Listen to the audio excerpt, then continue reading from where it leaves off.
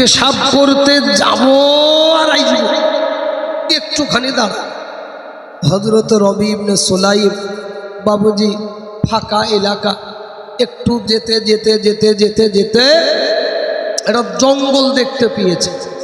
তো উনি ভাবছেন এই জঙ্গলের ভিতরে আমি পেশাব করে আমার সাথীদের কাছে ফিরে যাব। তো হঠাৎ করে হযরতে রবি ইবনে সুলাইম ইনার নজর পড়ে জঙ্গলের একটু ভিতরে।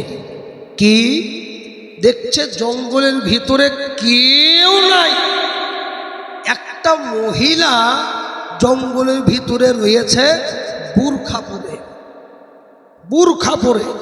তো সেই মেয়েটির হাতে একটি ব্যাগ রয়েছে, মেয়েটির সামনের দিকে এগিয়ে যাচ্ছে।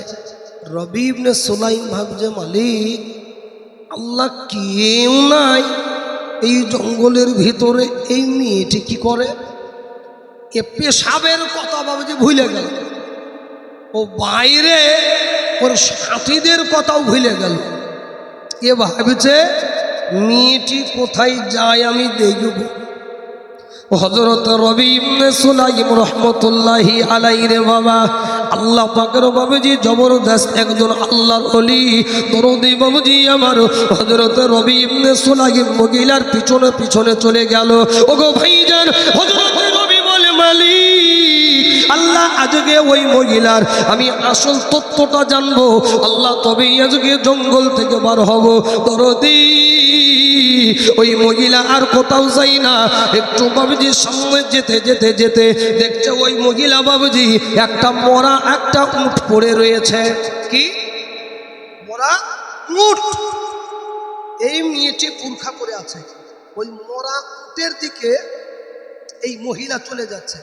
রবি ইবনে সুলাইম ভাবছে, এই মেয়েটি মরা উটের দিকে কেন যাচ্ছে?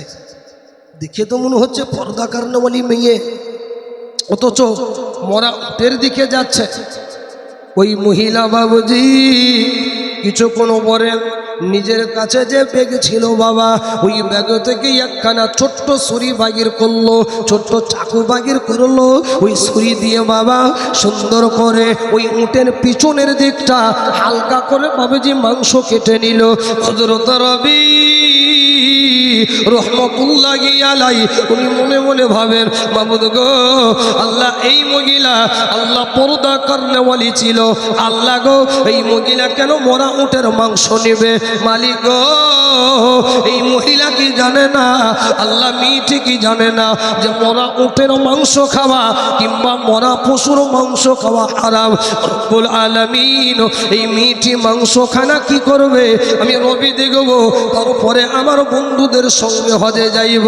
ওগো ভাইজান, ওই মহিলা মাংস নিল। যখন মাংস নেওয়া হয়ে গেল, হালকা করে মাংস নিল বাবুজি, যখন ব্যাগটা যখন ভর্তি হয়ে গেল, ওই মহিলা টুক টুক টুক টুক করে আস্তে আস্তে নিজের বাবুজি বাড়িতে আসে। দেখছে একটি বাবুজি মরুভূমি এলাকা, একটা সুন্দর তাবু করে একটা সুন্দর ঘর রয়েছে, আর কেউ নাই। ওই ঘরের ভিতরে বাবুজি রবি ইবনে সুলাইম পিছু পিছু আসলো, পিছন দিকে ডাক দিল, বন্ধে একবার বলে দাও, বলে দাও। ওগো বোন, একবার বলো তুমি মরা উটের মাংস কেন নিলি? একবার বলো। বলে, ভাই রে, ওগো ভাই কি বলবো, আমার স্বামী নেই দুনিয়াতে। আমার স্বামী হইল বিগত আজকে 1 সপ্তাহ বিরাই 10টা দিন হয়ে গেল, আমার স্বামী নাই।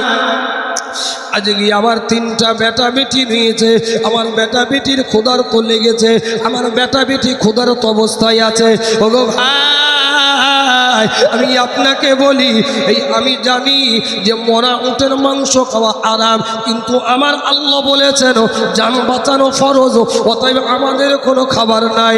ওগো ভাইজান, হযরত নবী বলে, মালিক আল্লাহ, আমার জানা মতে আল্লাহ এত গরিব দুঃখিনী মহিলা আল্লাহ দুনিয়ার ভিতরে আছে। ওগো মালিক, আল্লাহ আমি নিয়ত করলাম এই বছরে মৌলা আমি আর হজ করতে যাইব না। ওই মহিলাকে বলবেন গো ও বোন তুমি শোনো, তোমার বেটা বেটিদেরকে ওই মরা উটের তোমার মাংস খাওয়ানোর দরকার হবে না। বলে ভাইজান আমার বেটা বেটি মারা যাইবে, আমার বেটা